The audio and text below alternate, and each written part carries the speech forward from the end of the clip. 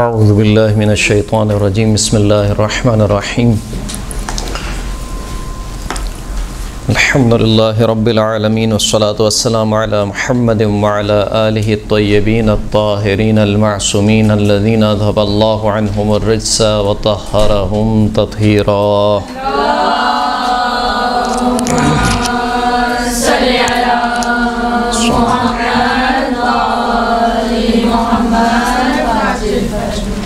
واللعنة الدائمة على أعدائهم أجمعين أما بعد فقد قال الله سبحانه وتعالى في كتابه المجيد والفرقان الحميد بسم الله الرحمن الرحيم فلولا نفر من كل فرقة منهم طائفة ليتفقهوا في الدين ولينذروا قومهم إذا رجعوا إليهم.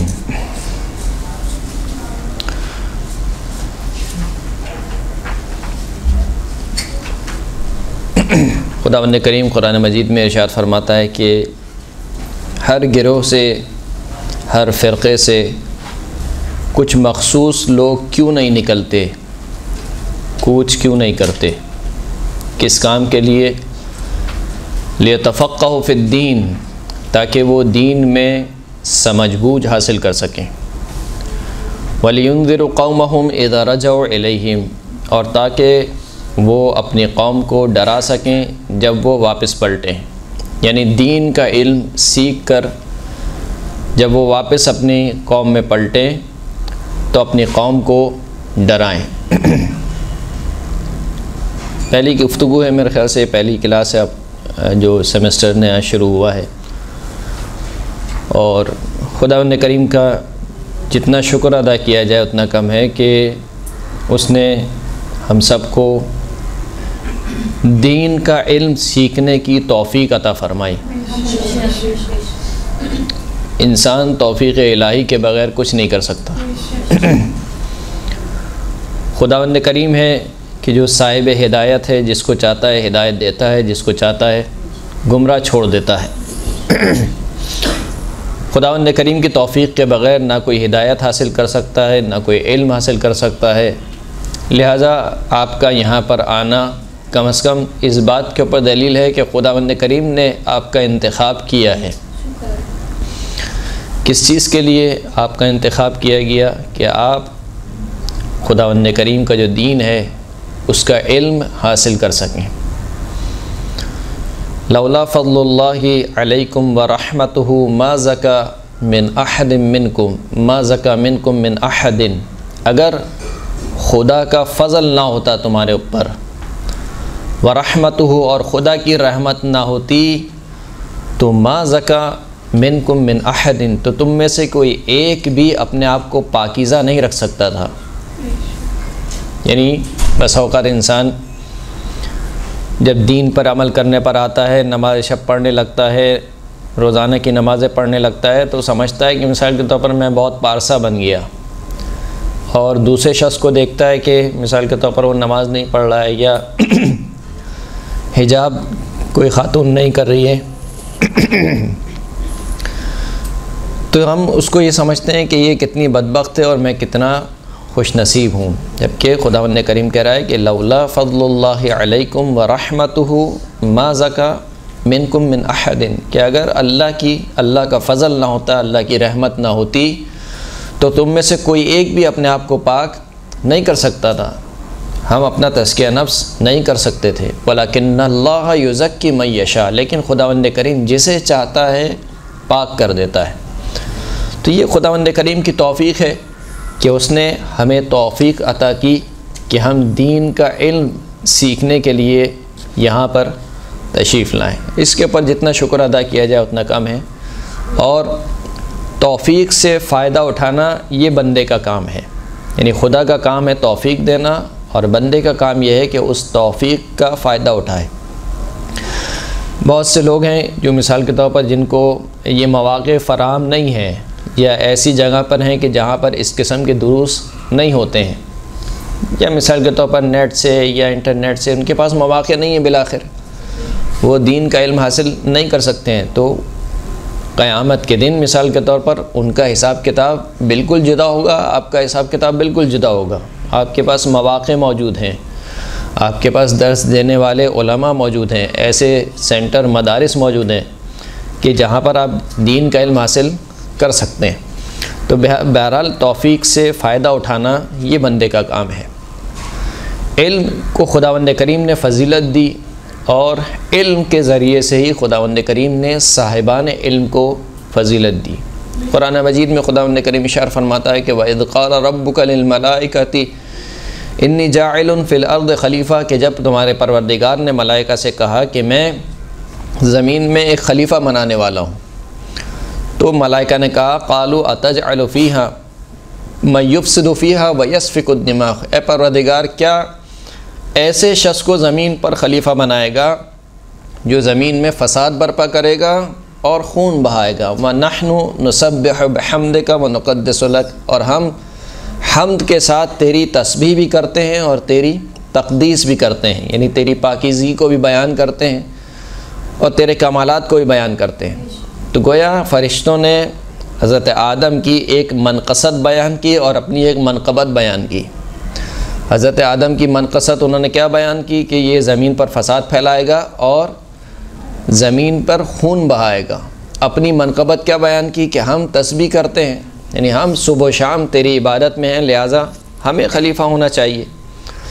تو خداوند کریم نے اس کے جواب میں کیا ارشاد فرمایا کہ انی اعلم ما لا تعلمون، میں وہ جانتا ہوں جو تم نہیں جانتے۔ وعلم الآدم اسماء کلھا، پھر خداوند کریم نے حضرت آدم کو اسماء سکھلا دیے۔ ثم عرضهم علی الملائکہ، پھر ان اسماء کو ملائکہ پر پیش کیا۔ فقال انبئونی باسماء ہؤلاء ان کنتم صادقین، کہ مجھے ان اسماء کے نام بتاؤ اگر تم اپنے دعوے میں سچے ہو۔ تو فرشتوں نے کیا کہا کہ ہم نہیں جانتے مگر وہی جو تو نے ہمیں سکھلا دیا ہے۔ تو یہاں پر حضرت آدم کی خلقت ہوئی، حضرت آدم نے ابھی کوئی سجدہ انجام نہیں دیا ہے، حضرت آدم نے کوئی نماز نہیں پڑھی ہے، حضرت آدم نے کوئی روزہ نہیں رکھا ہے، کوئی حج انجام نہیں دیا ہے، لیکن اس کے باوجود خداوند کریم حضرت آدم کو خلیفہ بنا رہا ہے اور فرشتوں پر فضیلت دے رہا ہے۔ کس وجہ سے؟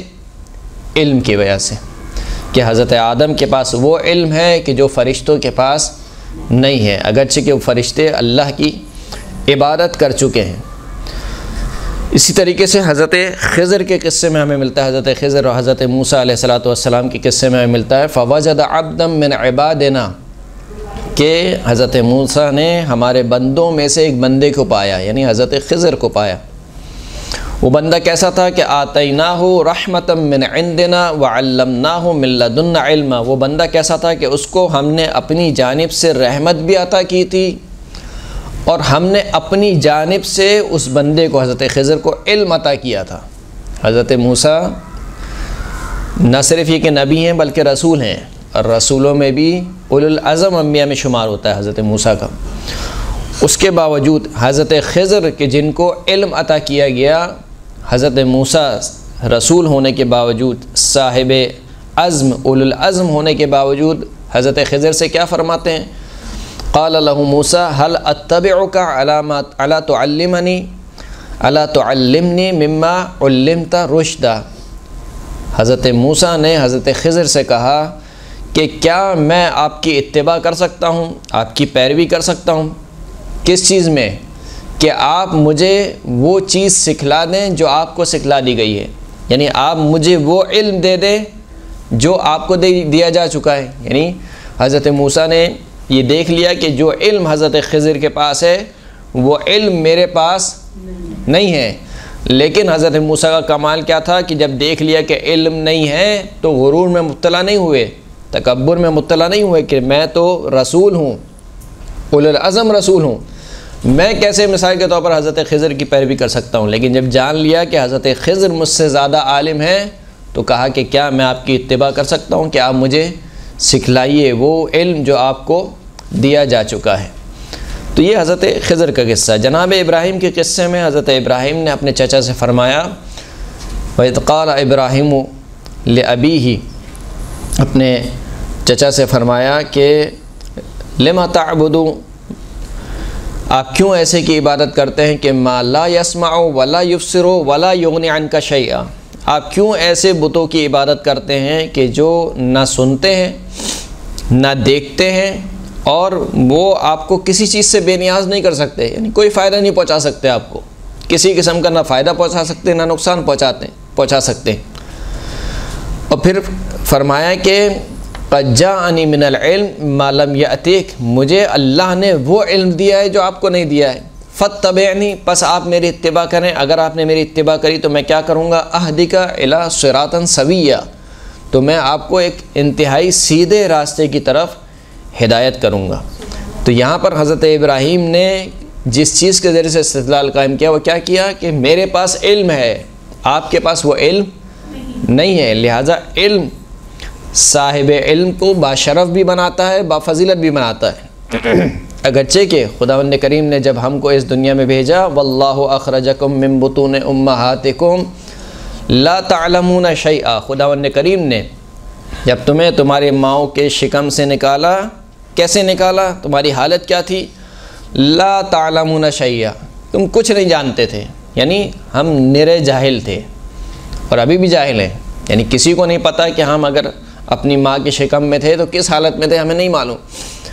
خداوند کریم کہتا ہے کہ تم جاہل خلق ہوئے ہو، لیکن اسلام کی نگاہ میں جاہل خلق ہونا عیب نہیں ہے، جہالت پر یہاں سے چلے جانا عیب ہے، یعنی جاہل پیدا ہونا اور جاہل مر جانا یہ عیب ہے انسان اسلام کی نگاہ میں، ورنہ تو خداوند کریم خود کہہ رہا ہے کہ تم سب کو ہم نے جاہل خلق کیا ہے، تو جاہل ہم خلق ہوئے ہیں، لیکن جاہل خلق ہونے کا مطلب یہ نہیں ہے کہ خداوند کریم نے تمہیں اس طریقے سے خلق کیا ہے کہ تم ہمیشہ ہمیشہ کے لیے جاہل رہو گے، بلکہ خداوند کریم اسی آیت کے آخر میں اشارہ فرماتا ہے کہ وَجَعَلَ لَكُمُ السَّمْعَ وَالْأَبْصَارَ وَالْأَفْئِدَةَ لَعَلَّكُمْ تَشْكُرُونَ، خداوند کریم نے تمہیں تمہاری ماؤں کے پیٹ سے نکالا جبکہ تم کچھ نہیں جانتے تھے، لا تعلمون شیئا، اور پھر خداوند کریم نے تمہارے لیے کیا قرار دیے، سماعت کو قرار دیا، بصارت کو قرار دیا، والافئدہ یعنی قلوب کو قرار دیا، یہاں پر افئدہ سے مراد عقل ہوئی ہے، یعنی تمہارے لیے عقل کو قرار دیا،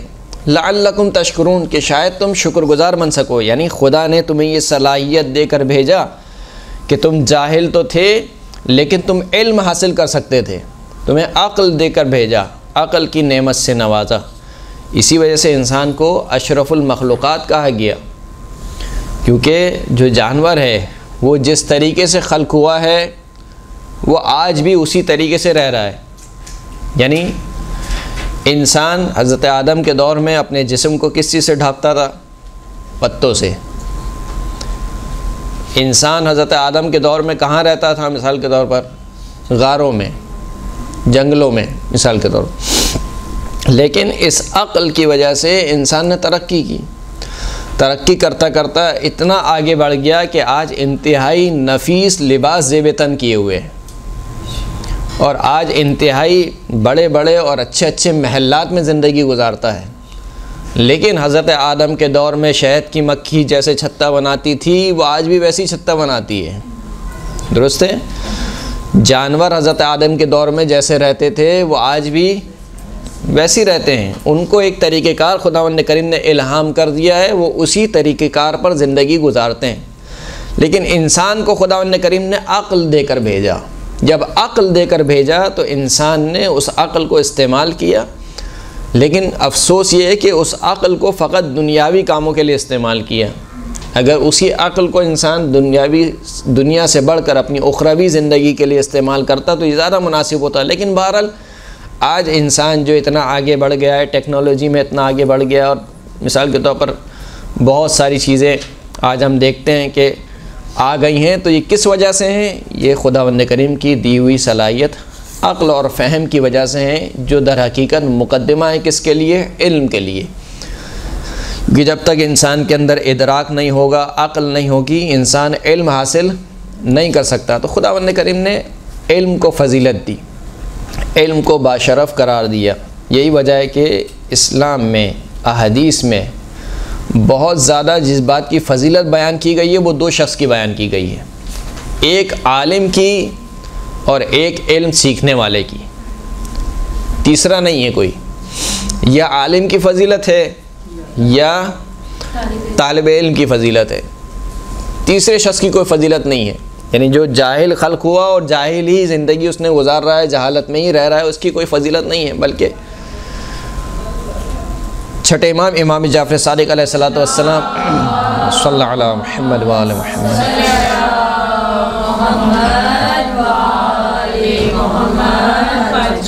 اپنے جد سرکار ختم مرتبت حضرت رسول اللہ صلی اللہ علیہ وآلہ وسلم صلی اللہ علیہ محمد وآلہ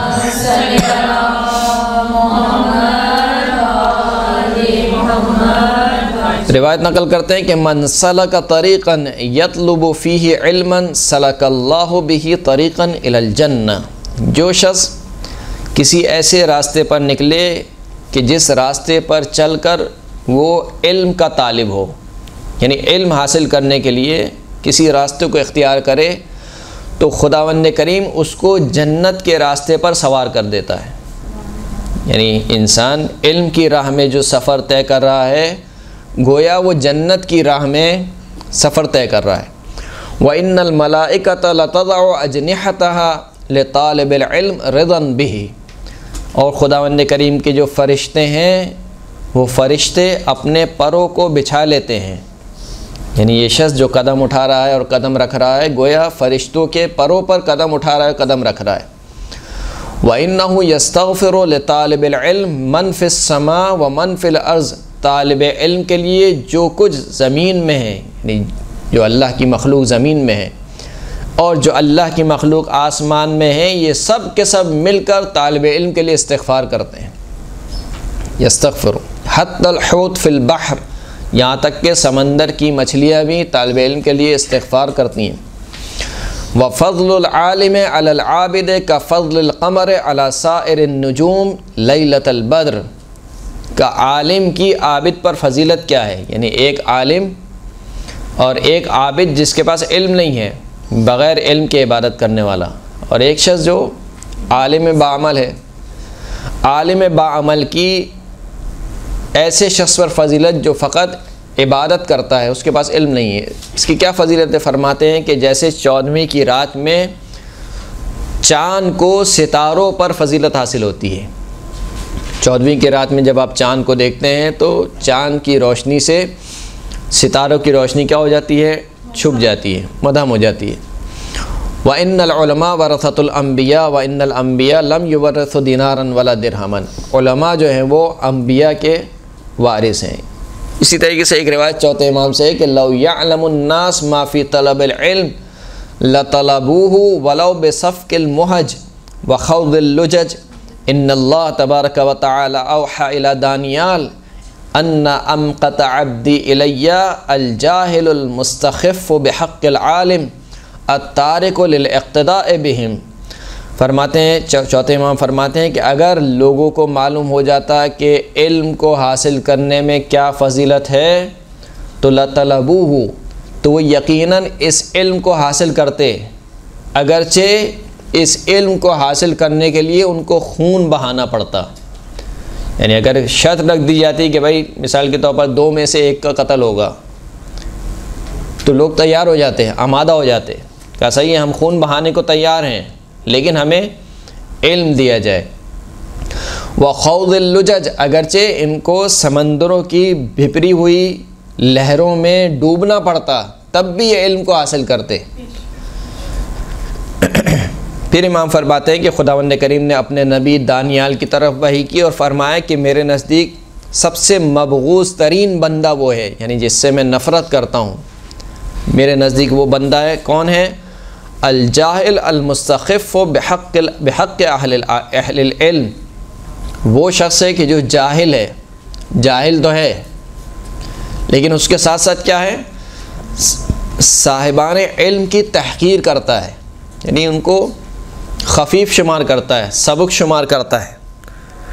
التارک للاقتداء بہم، جاہل ہے لیکن علم کی اقتداء نہیں کرتا، صاحبان علم کی اقتداء نہیں کرتا۔ کہ یہ جو شخص ہے میرے نزدیک سب سے زیادہ مبغوض ترین شخص ہے کہ خود بھی جاہل ہے، اہل علم کا ہی مذاق اڑاتا ہے اور اہل علم کی اقتداء بھی نہیں کرتا۔ وَأَنَّ أَحَبَّ عَبْدِي إِلَيَّ التَّقِيُّ الطَّالِبُ لِلثَّوَابِ الْجَزِيلِ اللازم للعلماء التابع للحلماء القابل عن الحکماء، اور میرے نزدیک سب سے محبوب ترین بندہ میرا وہ بندہ ہے کہ جو صاحب تقوی ہے، طالب علم ہے، علم کو حاصل کرنا چاہتا ہے، بزرگ ترین ثواب کو حاصل کرنا چاہتا ہے، ہمیشہ علماء کے ساتھ ساتھ رہتا ہے، علماء سے جدا نہیں ہوتا۔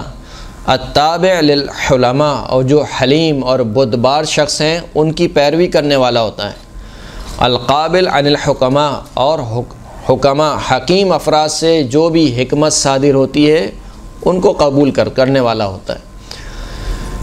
پھر فرماتے ہیں کہ ما من عالم او متعلم یمر بقریۃ من قرى المسلمین او بلدۃ من بلاد المسلمین، یہ عجیب روایت ہے۔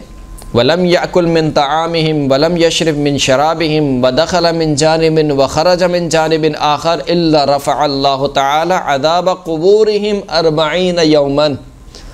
اللہ اکبر۔ کیا فرماتے ہیں سرکار کہ کوئی بھی عالم یا متعلم کسے کہتے ہیں؟ طالب علم کو، کہ کوئی بھی عالم یا طالب علم مسلمانوں کی کسی بستی سے نہیں گزرتا یا مسلمانوں کے کسی شہر سے نہیں گزرتا، نہ ان کے ساتھ کھانا کھاتا ہے، نہ ان کے ساتھ کوئی چیز پیتا ہے، بلکہ ایک طرف سے داخل ہو کر دوسری طرف سے گزر جاتا ہے۔ مثلا انچولی کے شروع سے داخل ہوا، انچولی کے آخر سے نکل گیا، نہ ان کے ساتھ کھانا کھایا، نہ ان کے ساتھ بیٹھا، کچھ نہیں کیا۔ تعلیم یا طالب علم یا عالم ایک جانب سے داخل ہوا اور دوسری جانب سے نکل گیا، مگر یہ کہ خداوند کریم ان کی قبور سے 40 دن کے لیے عذاب کو اٹھا لیتا ہے۔ 40 دن کے لیے عذاب کو خداوند کریم اٹھا لیتا ہے۔ پھر امام فرماتے ہیں کہ خود رسول خدا صلی اللہ علیہ وآلہ وسلم سے حدیث ہے، صلی اللہ علیہ محمد وآل محمد،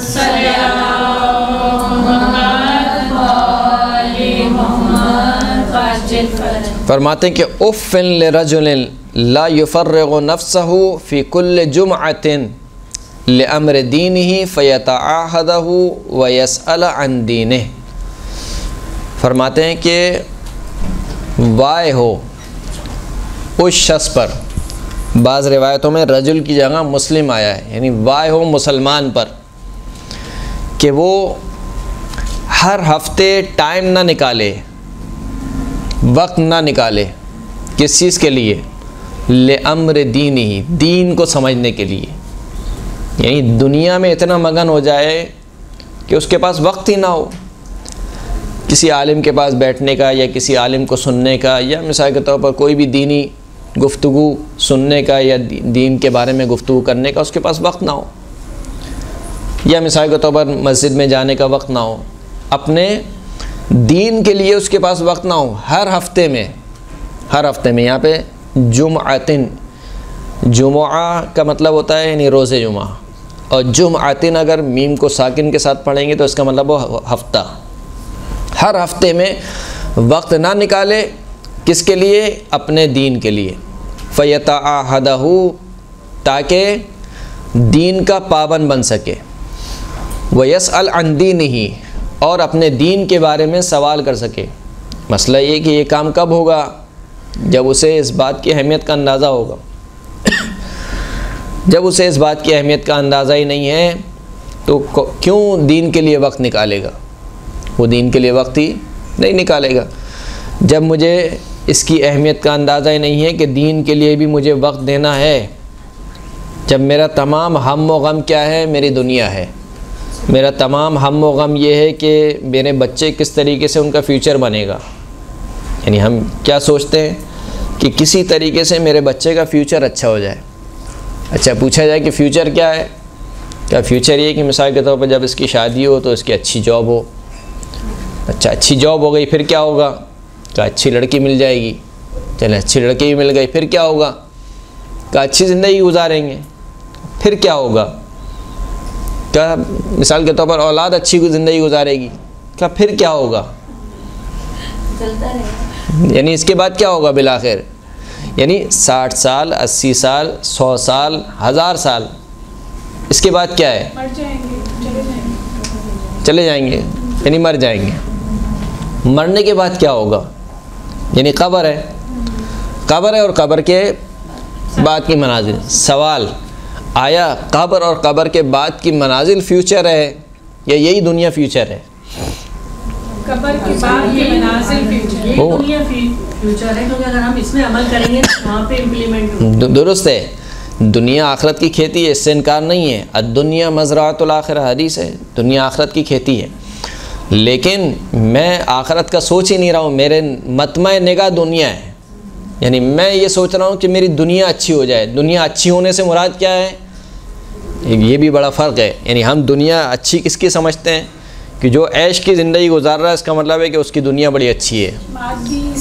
صحیح ہے، چاہے وہ مثال کے طور پر اس کو سونے کے لیے نہ جانے کتنی گولیاں کھانا پڑتی ہوں، لیکن ہم سمجھتے ہیں کہ بس اس کا بنگلہ اچھا ہے. کیونکہ انسان ہے، بہرحال انسان ظاہر کو دیکھتا ہے.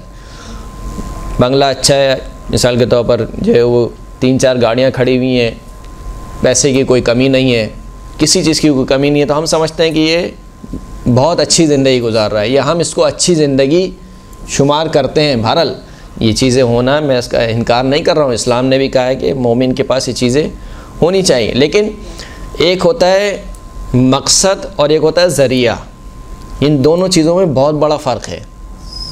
جب ایک مرتبہ میں مقصد بنا لیتا ہوں دنیا کو، تو پھر میرا مطمع نگاہ یہی دنیا ہے، اور میں اپنا نفع و نقصان اسی دنیا کے حوالے سے سوچتا ہوں. یعنی میں یہ سوچتا ہوں کہ اگر مثال کے طور پر میں نے بہت محنت کی اور میں اس پوسٹ پر نہیں پہنچ سکا، تو اس کا مطلب یہ کہ میں ناکام ہو گیا.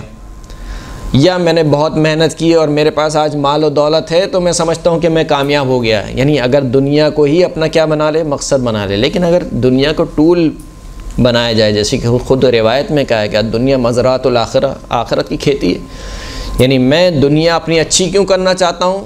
تاکہ دین پر اچھے طریقے سے عمل کر سکوں.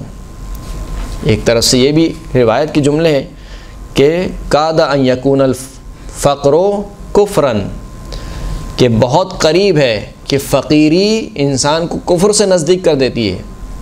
انسان کو فقیر نہیں ہونا چاہیے. اسلام نے یہ پسند نہیں کیا کہ مومن کسی مومن کے آگے ہاتھ پھیلائے، بالکل پسند نہیں کیا. اسلام نے کیا پسند کیا ہے؟ اسلام نے یہ پسند کیا ہے کہ تمہارے پاس اتنا آ جائے کہ تم کو کسی کے آگے ہاتھ نہ پھیلانا پڑے، یہ کافی ہے. اور اگر اس سے تھوڑا اور زیادہ آ جائے کہ تم دوسروں کو دینے لگو، تو یہ نور لانا نور ہے. اور اگر اس سے بھی تھوڑا آگے آ جائے کہ تم اپنے اہل و عیال کے مثال کے طور پر ان کی زندگی میں آسائشیں پیدا کر سکو، تو یہ ساری چیزیں اچھی ہیں. لیکن کس جہت سے اچھی ہیں کہ یہ چیزیں ٹول ہونی چاہیے، ذریعہ ہونی چاہیے. یہ چیزیں مقصد نہیں ہونے چاہیے انسان کا. بہرحال گفتگو کہاں سے کہاں نکل گئی. تو ہم یہ کہہ رہے تھے کہ سرکار فرماتے ہیں کہ وائے ہو اس شخص پر، یا وائے ہو اس مسلمان پر کہ جو ہر ہفتے دین کے لیے وقت نہ نکالے. اس مسلمان پر وائے ہو. البتہ جب ہم علم کی بات کرتے ہیں تو کون سا علم اسلام نے کہا کہ مثال کے طور پر یہ علم جو ہے وہ حاصل کرنا چاہیے؟ آیا دنیاوی علم بھی اس میں شمار ہوتا ہے یا اس میں شمار نہیں ہوتا ہے؟ اس میں کوئی شک نہیں ہے کہ سب سے اعلیٰ اور سب سے اشرف ترین علم جو ہے وہ دین کا علم ہے.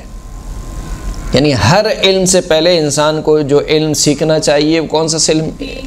دین کا علم ہے.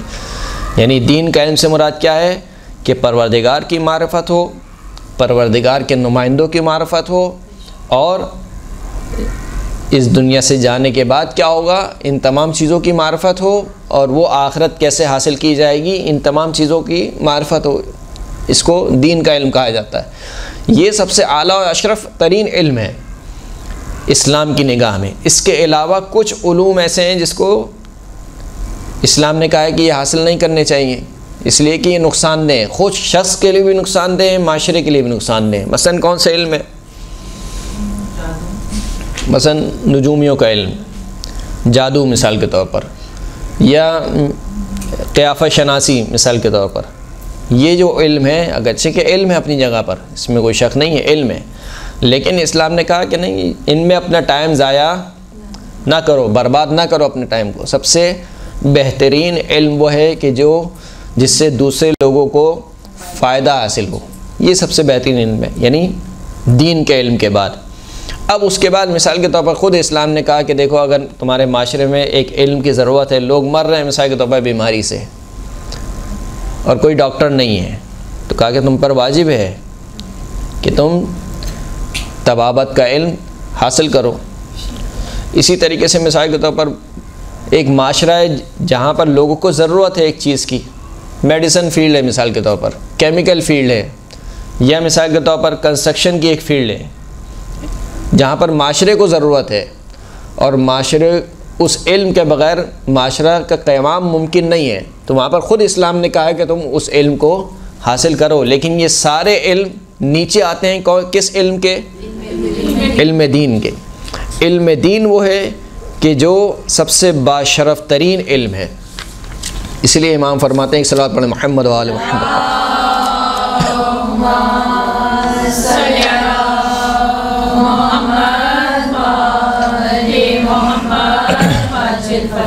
امام فرماتے ہیں کہ علیکم بالتفقہ فی دین اللہ، تم پر لازم ہے کہ اللہ کے دین میں سمجھ بوجھ حاصل کرو۔ جیسے قرآن کی آیت بھی ہم نے پڑھی کہ تم میں سے ہر گروہ میں سے کیوں ایک گروہ نہیں نکلتا ہے، تاکہ وہ دین میں سمجھ بوجھ حاصل کرے۔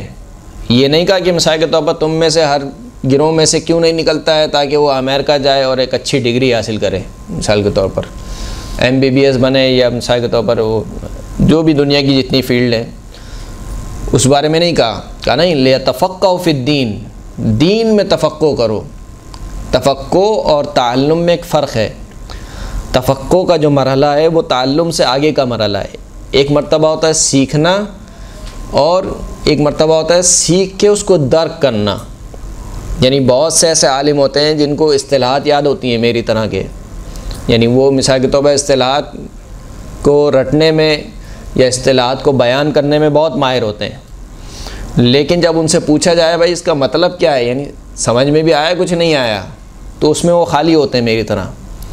یعنی مائک پر آ کر بولنا اور مثال کے طور پر لوگوں کے سامنے بولنے میں ماہر ہیں، لیکن جب ان سے پوچھا جائے کہ علامہ صاحب آپ یہ بیان فرما رہے ہیں تفقہ اور تعلم میں کیا فرق ہے، یا مثال کے طور پر تفقہ کسے کہا جاتا ہے، تو اس میں وہ خالی ہوتے ہیں۔ تو علم تعلم ایک مرحلہ ہے، اور اس سے آگے کا جو مرحلہ ہے وہ تفقہ کا مرحلہ ہے، سمجھ بوجھ کا مرحلہ ہے۔ تو یہ نہیں کہا کہ دین کا علم حاصل کرو، کہا نہیں، دین میں تفقہ کرو، سمجھ بوجھ پیدا کرو دین میں۔ ولا تکونوا اعرابیا، دین میں تفقہ حاصل کرو اور دیہاتی لوگوں کی طرح مت ہو جاؤ۔ یعنی کیا مطلب؟ یعنی اگر کوئی شخص دین میں سمجھ بوجھ حاصل نہیں کر رہا، اس کا مطلب وہ دیہاتی ہے۔ دیہاتی شخص کیسا ہوتا ہے ہمارے نگاہ میں؟ جس کو کوئی سلیقہ نہیں ہوتا، جس کو کوئی بات سمجھ میں نہیں آتی۔ کہا کہ دین جس نے حاصل نہیں کیا وہ کتنا ہی ٹائی لگا کے کیوں نہ آیا ہو، لیکن وہ دیہاتی ہے۔ درست ہے؟ یعنی امام کی نگاہ میں کیا ہے؟ وہ دیہاتی ہے، اس لیے کہ اس میں اور جانور میں کوئی فرق نہیں ہے۔ اس لیے کہ جانور کو بھی پیٹ بھرنے کے لیے کیا چاہیے ہوتا ہے؟ کھانا۔ اس کو کھانا چاہیے، اس کو یہ غرض نہیں ہے کہ کھانا آپ کا ہے یا اس کا ہے، اس کو کھانا چاہیے، اس کو پیٹ بھرنا ہے۔ جب کھانا کھا لیتا ہے تو اس کھانے کو نکالنا ہے، یہ غرض نہیں ہے اس کو کہ یہ کون سی جگہ ہے، آپ کی اپنی جگہ ہے، کسی اور کی جگہ ہے، کہاں پر نکالنا ہے۔ اس کو کھانا نکالنے کے لیے ایک جگہ چاہیے، اور جب رات ہو جاتی ہے تو اس کو سونے کے لیے کیا چاہیے؟ جگہ چاہیے۔ غرض نہیں ہے کہ وہ آپ کی مثال کے طور پر گاڑی کے اوپر کی ڈگی ہو، آپ کے گھر کا صحن ہو، یا کوئی جنگل ہو، اس کو سونے کے لیے ایک جگہ چاہیے۔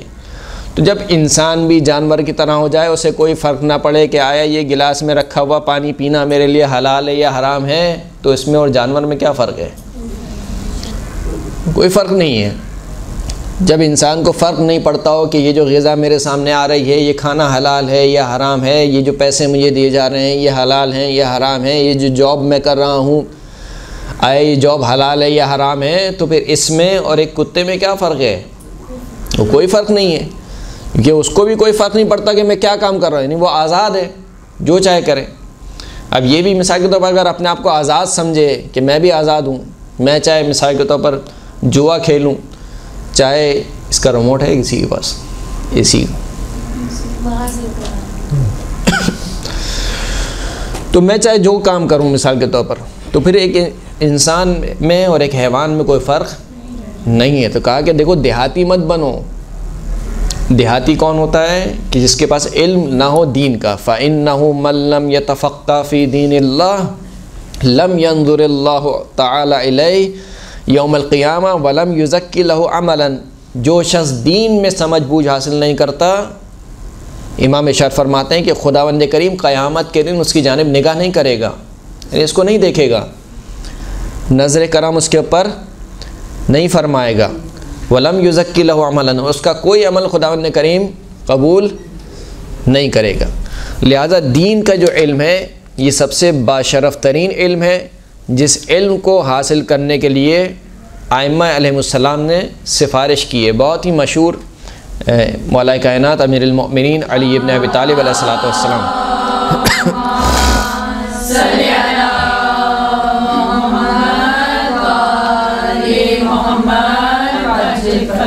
امام کی نصیحت ہے جناب کمیل ابن زیاد کے لیے۔ جناب کمیل کون؟ وہی جو دعائے کمیل جن کے نام سے مشہور ہے۔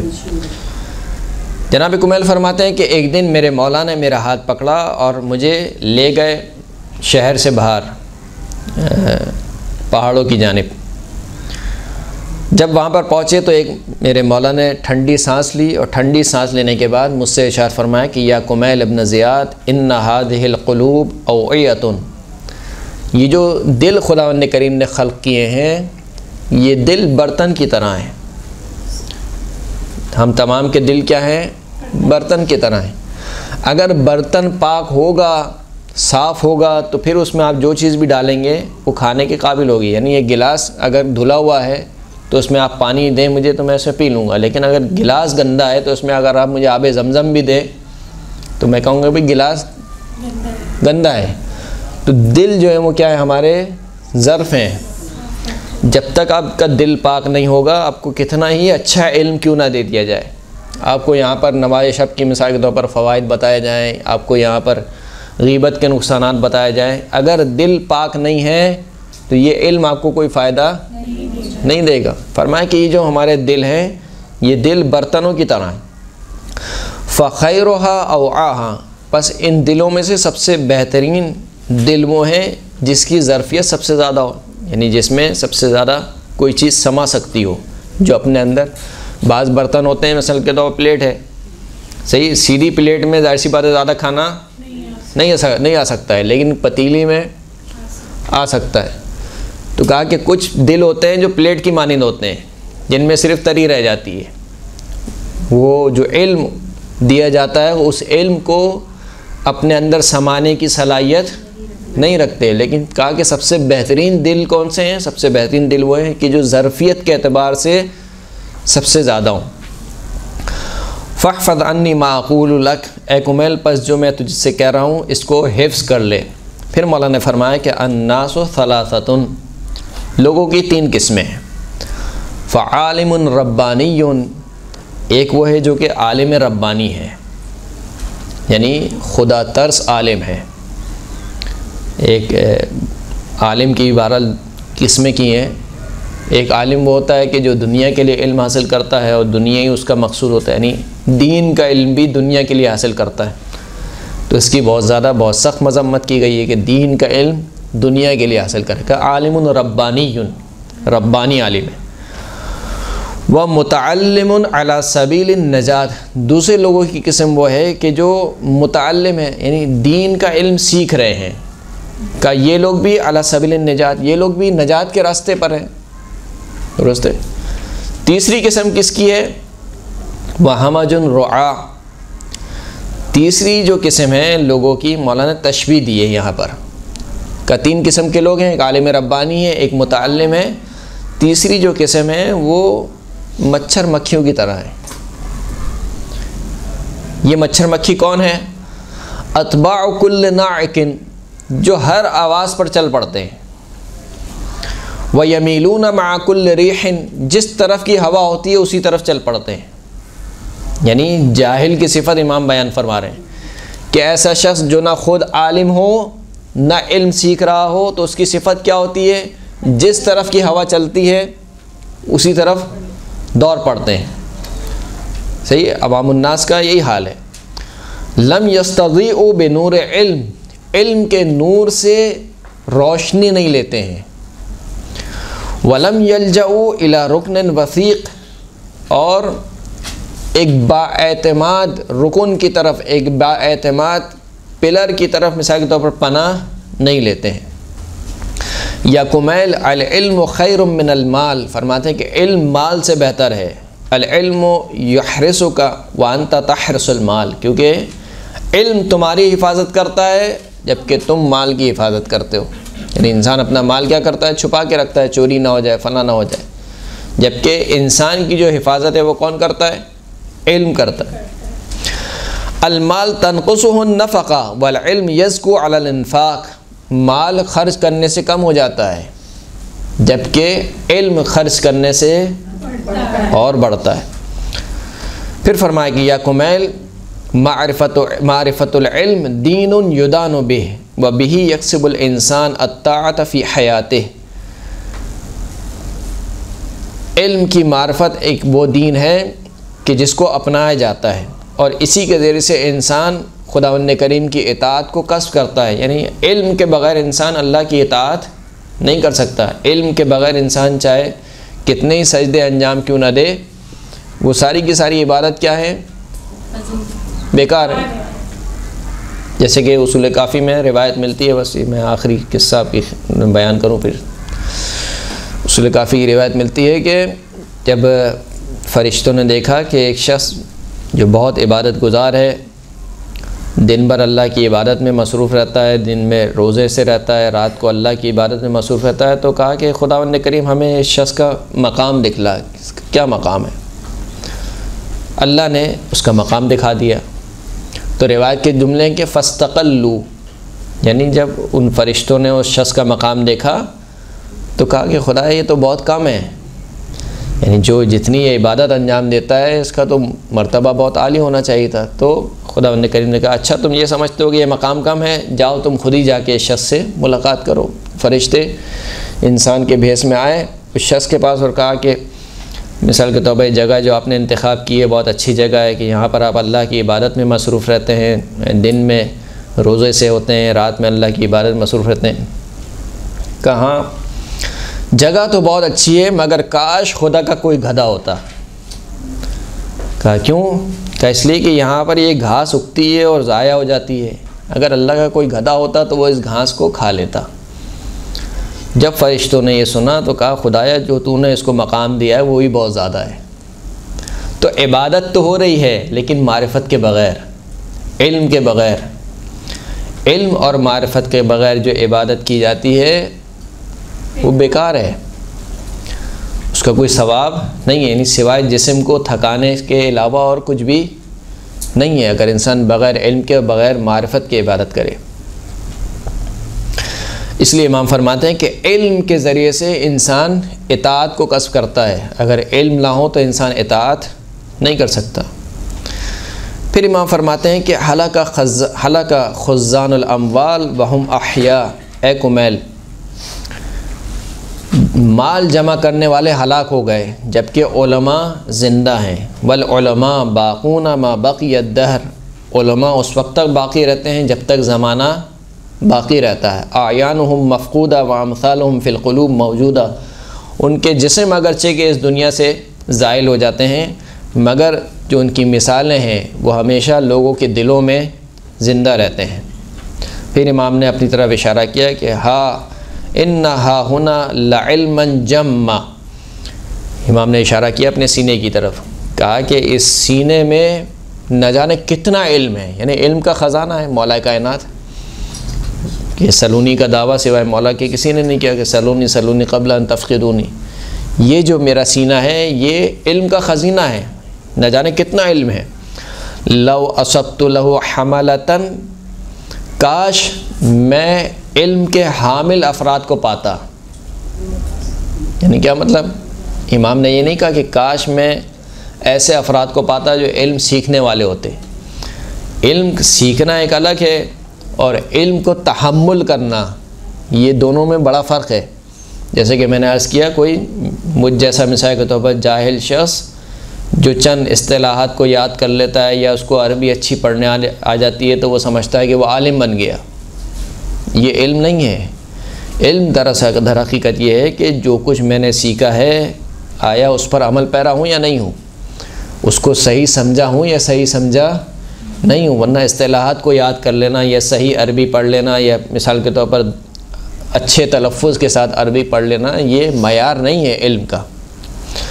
فرمایا کہ کاش میں علم ان افراد کو پاتا کہ جو اس علم کو کے متحمل ہو سکتے. بلا اصبت لقینا غیر مأمون. اب امام یہ گلہ کر رہے ہیں ایک طریقے سے. ہاں میں نے پائے ایسے افراد جو یقیناً بہت ذہین تھے لیکن غیر مأمون علیہ.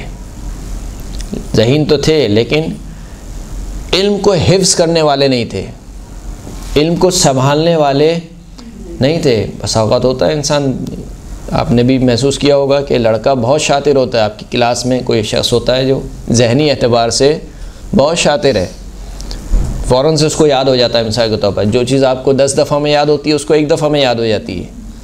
تو ذہنی اعتبار سے, صلاحیت کے اعتبار سے انٹیلیجنٹ ہے, بہت ذہین ہے, لیکن مثال کے طور پر اس کو سنبھالنے کے اعتبار سے پیچھے ہے. مستعملاً آلۃ الدین للدنیا. میں نے ایسے افراد کو پایا کہ جو دین کو دنیا کے لیے استعمال کرنے والے تھے. یعنی وہ علم دین بھی کس لیے حاصل کر رہے تھے؟ تاکہ ان کی دنیا اچھی ہو جائے. یہ پوری مولا کی حدیث ہے جو انشاءاللہ پھر کبھی موقع ملا تو آپ کی خدمت میں عرض کروں گا. وآخر الدعوانا الحمدللہ رب العالمین.